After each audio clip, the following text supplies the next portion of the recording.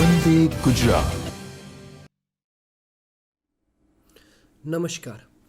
Virtual class training પ્રોગ્રામમાં આપનું હાર્દિક સ્વાગત છે. આજે આપણે આઈટીઆઈનું વ્યવસ્થાપન એટલે કે આઈટીઆઈના ઓર્ગેનાઇઝેશન વિશેનો અભ્યાસ કરવાના છે. આઈટીઆઈના ઓર્ગેનાઇઝેશનમાં અભ્યાસ કરવા માટે આજે આપણે એના મૂળભૂત હેતુઓ કે આઈટીઆઈના વ્યવસ્થાપનમાં કઈ કઈ વસ્તુઓનો અભ્યાસ કરવો પડે.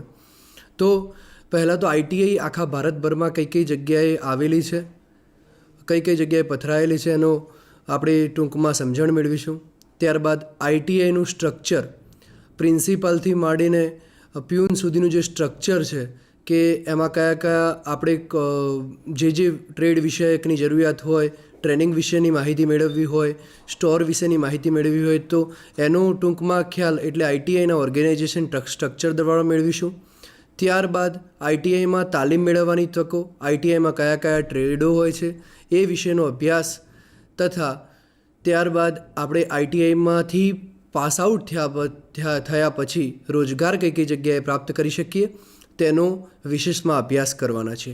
આજની આપણા આઈટીઆઈના વ્યવસ્થાપન લેક્ચરનો મૂળભૂત હેતુઓ આપણે પીપીટીની સ્લાઇડમાં જોઈશું એટલે આપણને ખ્યાલ આવશે. સર્વપ્રથમ આપણે ઔદ્યોગિક શિક્ષણનો વ્યાપ જોવાના છીએ, ત્યારબાદ આઈટીઆઈનું વ્યવસ્થાપન, ત્યારબાદ ટ્રેડો અને તેનું મહત્ત્વ, ત્યારબાદ તાલીમ અંગેની તકો, ચોથા નંબરની અંદર રોજગાર અંગેની તકો વિશે માહિતગાર થઈશું.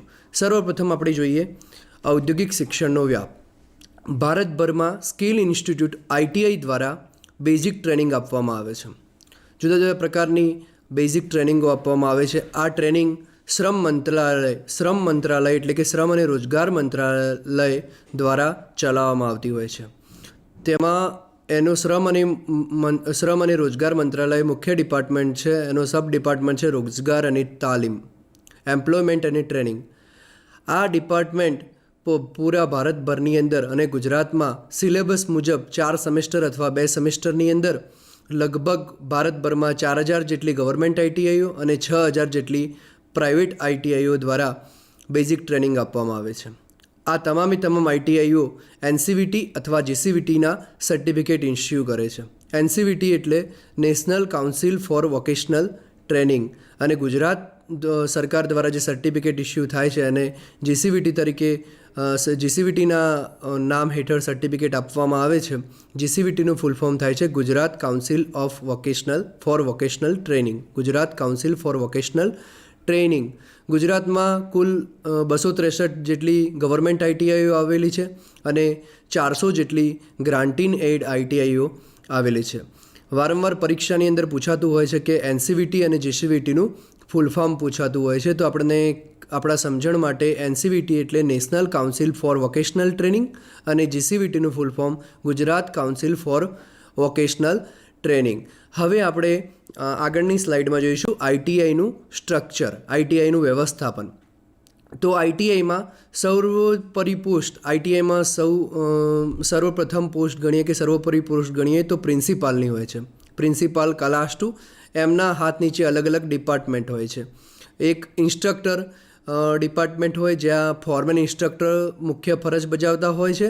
તેમના હાથ નીચે સુપરવાઇઝર ઇન્સ્ટ્રક્ટર, એમાં ટ્રેડ ઇન્સ્ટ્રક્ટર અને મેથ્સ ડ્રોઈંગ ઇન્સ્ટ્રક્ટર અને એમ્પ્લોયબિલિટી સ્કિલ એક સબ્જેક્ટ આવે છે જેની અંદરના ઇન્સ્ટ્રક્ટર પણ ફરજ બજાવતા હોય છે. મેથ્સમાં બેઝિક વર્કશોપ અને કેલ્ક્યુલેશન મતલબ ગણિતનો અભ્યાસ કરવામાં આવે છે. ડ્રોઈંગમાં basic electrical drawing, mechanical drawing, જે તે ટ્રેડ વિષયક ડ્રોઈંગનો અભ્યાસ કરવામાં આવે છે.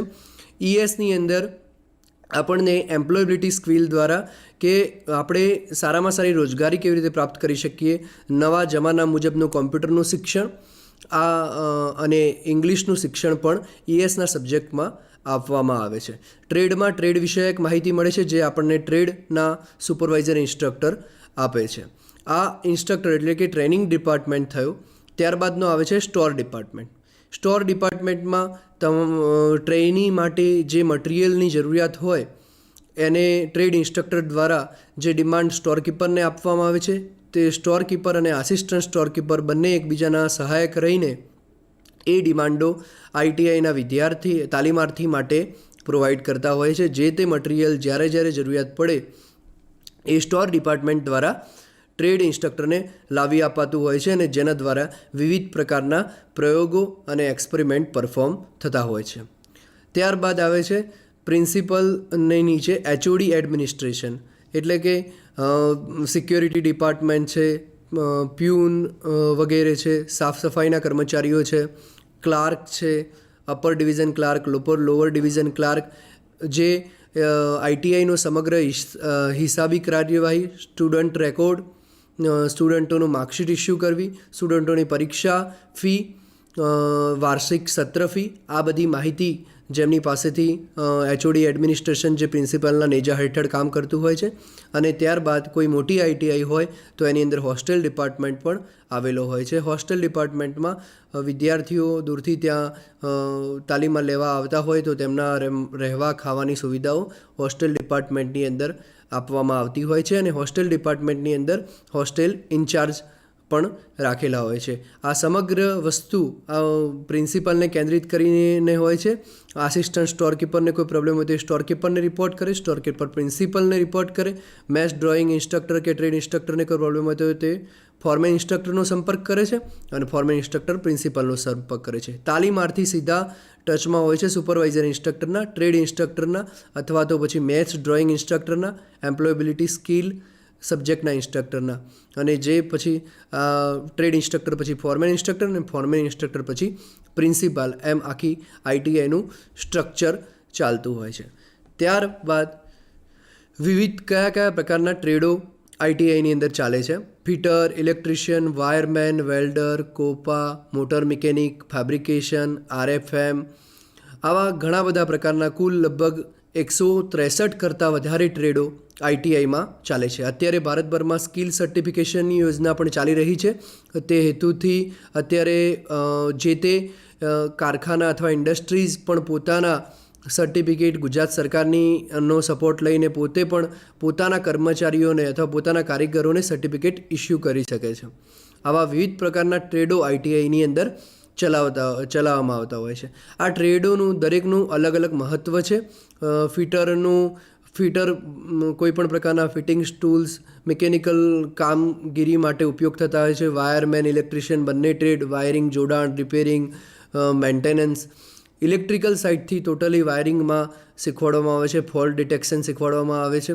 એ બધા જુદા જુદા પ્રકારના કોર્સિસ વાયરમેન અને ઇલેક્ટ્રિશિયનમાં ચાલતા હોય છે.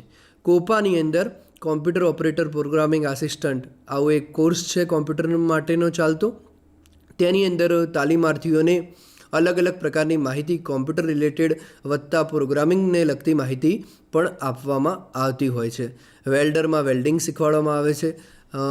મોટર મિકેનિકમાં 4વ્હીલર 2વ્હીલરનું અલગ અલગ પ્રકારનું રિપેરિંગ શીખવાડવામાં આવતું હોય છે. આવા દરેક ટ્રેડોનું પોતાનું આગવું મહત્ત્વ છે. આવા કુલ લગભગ 163થી વધારે ટ્રેડો આઈટીઆઈની અંદર ચાલતા હોય છે.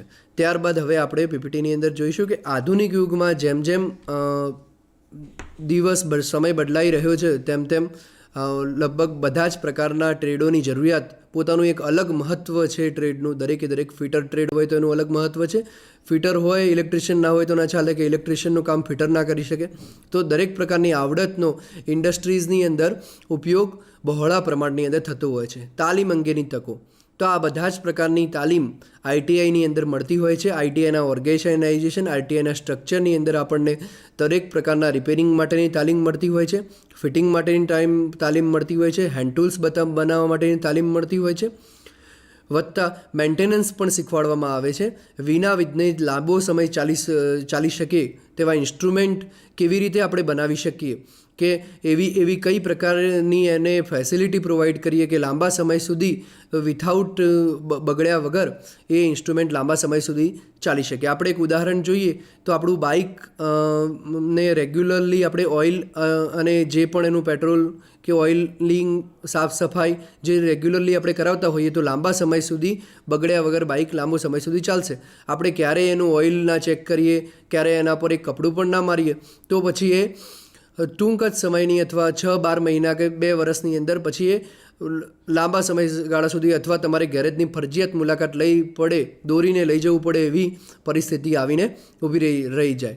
એટલા માટે આઈટીઆઈમાં એ પ્રકારની ટ્રેનિંગ આપવામાં આવતી હોય છે કે દરેક વિદ્યાર્થી અથવા તાલીમાર્થી જે પણ આઈટીઆઈની ટીચિંગ મેળવે, શિક્ષણ પ્રાપ્ત કરે છે, તેને એ પ્રકારનું પ્રિવેન્ટિવ મેન્ટેનન્સ શીખવાડવામાં આવતું હોય છે કે એ ઇન્સ્ટ્રુમેન્ટ લાંબા સમય સુધી ચાલે તો પણ એ બગડે નહીં.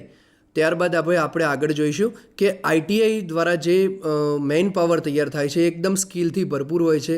બહારના જે સ્ટાફ મળતો હોય, 8, 9 કે 10 ધોરણ કે 12 ધોરણ ભણેલો આઈટીઆઈ સિવાયનો કોઈ છોકરો હોય અથવા આઈટીઆઈ સિવાયનો કોઈ વ્યક્તિ હોય કે જે કારીગર તરીકે કંપનીમાં નોકરી જોઈન કરે તો એના કરતાં આઈટીઆઈના તાલીમાર્થીઓ અલગ પડતા હોય છે અને એમને બેઝિક તમામ પ્રકારનું નોલેજ આઈટીઆઈ દ્વારા મેળવેલું નોલેજ એમની પાસે હોય છે અને કંપનીમાં સરળતાથી નોકરી મેળવી શકે છે, રોજગાર પ્રાપ્ત કરી શકે છે અથવા પોતાનો ધંધો રોજગાર પણ કરી શકે છે. આઈટીઆઈમાંથી પાસ આઉટ થયા પછી તાલીમ મેળવ્યા બાદ એપ્રેન્ટિસશીપની પણ તકો મળતી હોય છે. 2 વર્ષ કે 2 વર્ષનો કોર્સ હોય એટલે કે 4 સેમેસ્ટરનો કોર્સ હોય અથવા તો પછી 1 વર્ષનો કોર્સ હોય એટલે 2 સેમેસ્ટરનો કોર્સ હોય. ત્યારબાદ હવે તો ગુજરાતની અંદર ઓનલાઈન, આખા ભારતભરની અંદર ઓનલાઈન એક ફોર્મ ચાલ્યું છે એપ્રેન્ટિસ પ્રોત્સાહન યોજના હેઠળ. તમે પોતે જઈને ઓનલાઈન એપ્લાય કરી તમે પોતાની એપ્રેન્ટિસશીપ અલગ અલગ કંપની અથવા કારખાનાની અંદર મેળવી શકો છો અને ત્યાંથી તમને સ્ટાઇપેન્ડ પેટે ત્યાંથી પણ તમને રોજગારી પ્રાપ્ત થતી હોય છે અને ત્યાંથી તમને પ્રેક્ટિકલ તાલીમ મેળવ્યા બાદ તમે પૂરતો રોજગાર મેળવી શકો છો અથવા પોતાનું કંઈક બિઝનેસ સ્ટાર્ટ કરી શકો છો. તાલીમ અંગેની તકો. ત્યારબાદ છે રોજગાર અંગેની તકો. આઈટીઆઈમાંથી તમામ વિદ્યાર્થીઓ કે તાલીમાર્થીઓ જે પણ આઈટીઆઈમાંથી ટ્રેનિંગ મેળવે છે એટલે કે અને ત્યારબાદ અથવા તો ઓન જોબ ટ્રેનિંગ મેળવે સ્કિલ સર્ટિફિકેશનની યોજના દ્વારા, એ બધા જ વિદ્યાર્થીઓ ખેતીવાડી ખાતું હોય કે જે જગ્યાએ બોર, સ્પ્રિંકલ આ બધી પદ્ધતિઓની અંદર ધારો કે ઇલેક્ટ્રિશિયન, વાયરમેનની જરૂરિયાત પડતી હોય છે. ઇન્ડસ્ટ્રીઝની અંદર ફિટર, વેલ્ડર, કોપા, તમામ પ્રકારના ડેટા એન્ટ્રી માટે કોપા, અલગ અલગ પ્રકારની જોબ્સ માટે અલગ અલગ પ્રકારના ટ્રેડ, દરેક ટ્રેડનું પોતાનું આગવું મહત્ત્વ છે જે અલગ અલગ ઇન્ડસ્ટ્રીઝની અંદર ઉપયોગ થતો હોય છે.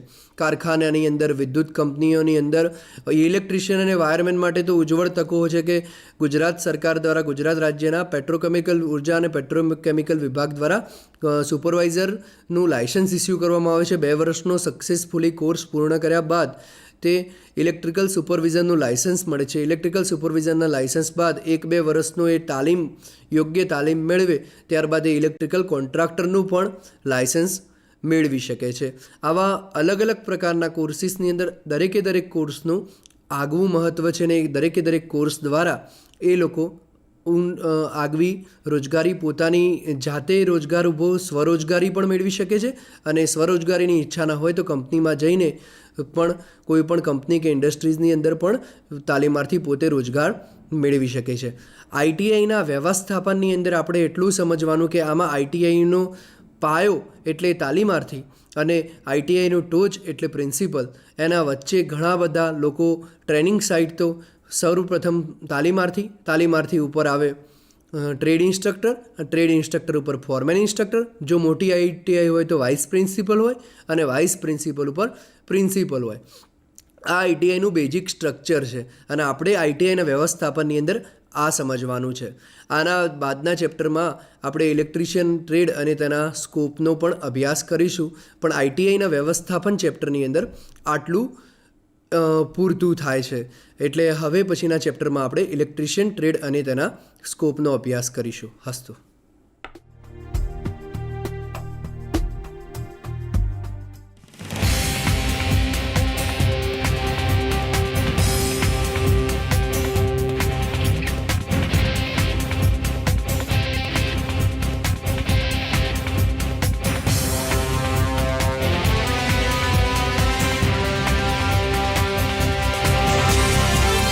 વંદે ગુજરાત.